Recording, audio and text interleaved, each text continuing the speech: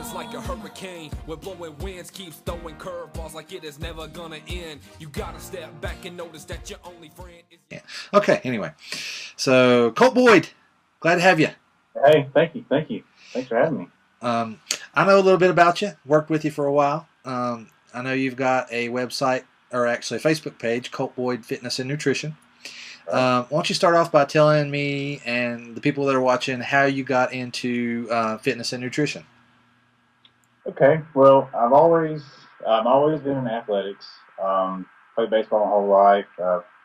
Played any game, whether it's cornhole, ping pong, pool, you name it. So I've always been in athletics, but never really been on the fitness and nutrition side until my father had quadruple bypass heart surgery when I was in 8th grade.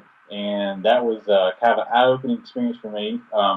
Here's somebody who worked 12, 13-hour days, supported the family, came home and ate a gigantic meal every night. And, we all thought he was doing the right thing. And, he was to support us. But, health is such on a back burner. I was like, well, maybe that should be on the front side sometimes. So that's when I gained interest, and I've had, that was kind of my epiphany moment. I've had more since then, but that's what first got me on the track. So I know that you right now do some training. Tell me what exactly it is that you do as far as training goes. Sure, I'm all over the place. I help our local Biggest Loser program, and we have 100 plus participants usually in that group. And that's kind of, your typical Biggest Loser on TV. It's usually people who have, 20, 30, 50, 100 pounds to lose. And we kind of guide them on nutrition, have some training sessions each week. It's a ton of fun. That's my first thing I got into. I've been doing that for 7 years now. Now, before we get off of that, I've got Sure. a question. What's the best success story you have from your Biggest Loser program? One that just sticks out in your mind. We've had a few people lose upwards of 100 pounds. Wow.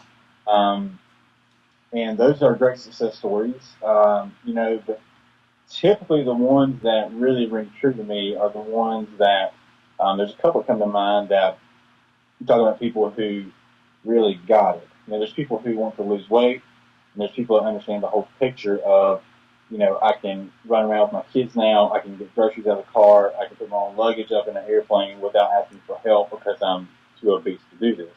There's a couple that come to mind, but I think we've had someone lose 130 pounds if you want a number. And that's wow.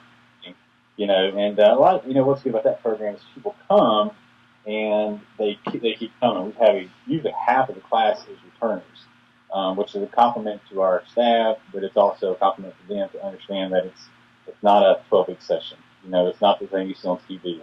This is something you have to do for the rest of your life. So, luckily we get a lot of returners. So. Is it hard to get people into the mindset of it being a lifestyle change versus I'm going to get rid of this weight and go back to doing what I was doing? Absolutely. And it's usually the moment where someone realizes that they have to do this for the rest of their life. Unfortunately, that's when the majority, drop out. It's something we explain to them that, you can't eat well and exercise during the week and then overindulge on the weekend and expect to come in on that weigh-in on Tuesday and, drop your 3 or 4 pounds. It's absolutely, it's hard to explain that, and that's why I know you've heard me talk about I'm not so black and white because, if you're going to do this for the next, whether, it's going to age 10, 20, 50 years of your life, are you never going to eat pizza again in your life? Probably not. So, that's why there's a little bit of gray area because it is a change for a lifestyle, not just a year or New Year's resolution. Okay, so beyond the Biggest Loser program, what else you got going on? Do some personal training on the side, one-on-one. I enjoy that. I don't get to do that as much as I want. I have a 5-month-old. I've got these jobs. I'm all over the place. But that's something I really enjoy. Also, my wife is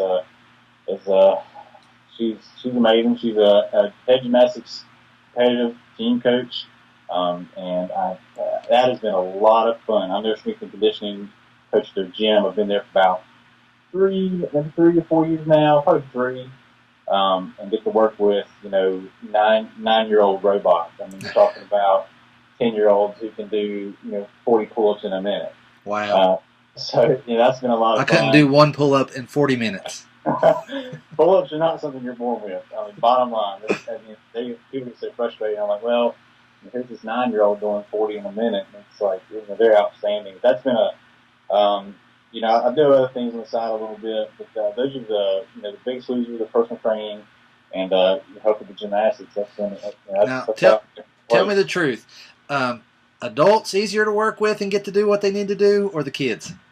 Absolutely, kids are so much easier to work with. If you're talking about, whether it be a 6-year-old, I mean, you gotta hone in on them. I mean, they're all over the place. They're running around the gym, but once you get them focused and they're so easy to motivate. It's like, hey, look, I bet you can't do 10 pull-ups.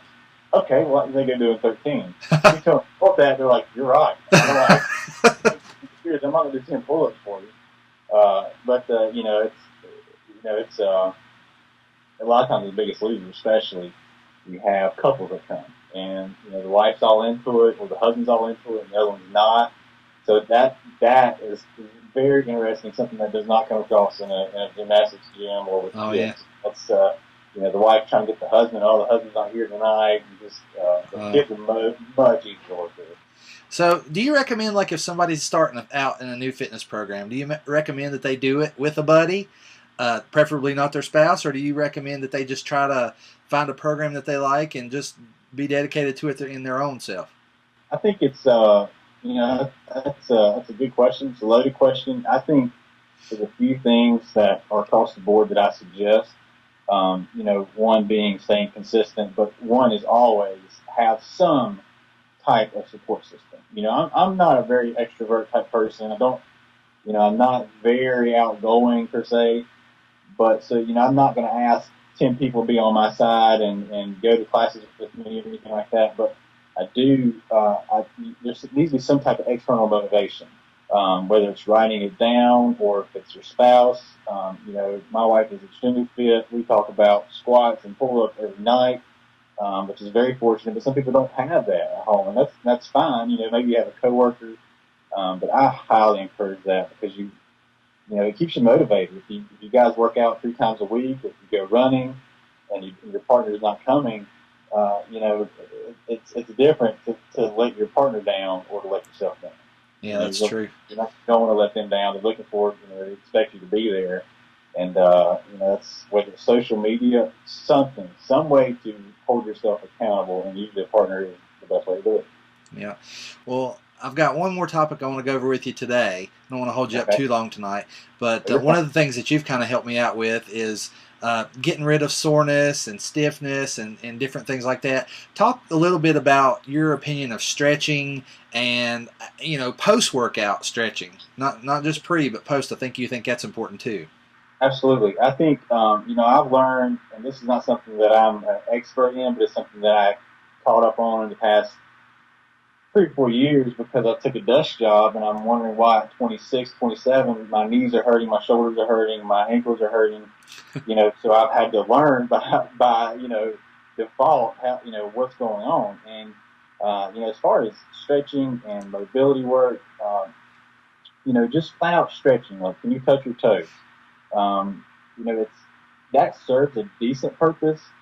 But let's say you've been running, or let's say someone is squatting. Okay, well, they can't get to full depth on squat. They're squatting very high, and my knees are hurting cold, my back's hurting. Well, that's what we need to mobilize. Not can you touch your toes, but where is your knee hurting when you're squatting? Okay, well, and you work on that, and that's how you know what to do before the workout or after. People look at me like I'm an alien when I go to the gym because I generally warm up for around 20 minutes. And they're like, "What are you doing? Who warms up?" But hopefully, when I'm 87, I'm still doing the same thing. While they're not going to be able to do that. We sit at a desk all day long. We drive in our cars. We text. We watch TV. We work. We're not born to sit. Bottom line. And here we are. By definition, someone who has a sedentary lifestyle is 8+ hours in sitting. Right. Very few people do I know now that don't do that. When you count driving and everything. But as far as the specifics, it's more about what are you doing. If you're running, and you notice your knees are hurting, with your post workout, it's more about stretching those muscles out, your calves, your hamstrings, even your glutes. In pre workout, it's kind of like getting you prepared for the day.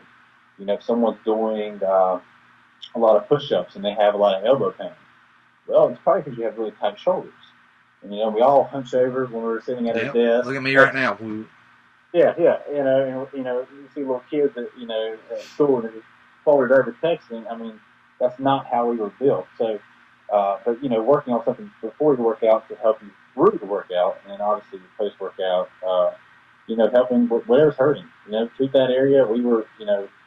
Everybody should be able to perform maintenance on yourself. That's true. I see a lot of times with that ball in your hand, just kind of going over whatever it is that's aching. Is that just to stimulate the blood flow and get the blood going to that area? Yeah, and we get really tight tissues, and stretching stretches that. But if you have knots, static stretching is not going to release those knots. And I don't have $100 to go see a masseuse every week. So I have these little balls, I have a baseball bat, you name it, I use a barbell, something to get me ready for my workout or what's feeling tight. Because we sit at the desk all day long and I get so tight, my knees are hurting. I've had to learn that, one thing I will mention, just to throw in kind of like a gold nugget here, that I've learned is if you have knee pain, for instance, doesn't mean you have problems with your knees or, running is the problem. You could have tight hip flexors that are causing your knee pain. So, it's a lot about the whole system. Don't concentrate just on your knee if it's hurting or just your elbow. Look at the whole picture and it'll kind of tell on itself. Awesome. Well, I appreciate your time this evening, and hopefully we can make this a semi-regular thing. And I'm going to throw a link to your Facebook page out here on the blog, and hopefully you'll pick up some people from watching it. And we'll talk to you, I guess, tomorrow. Awesome. All right. Take it easy. See ya. All right.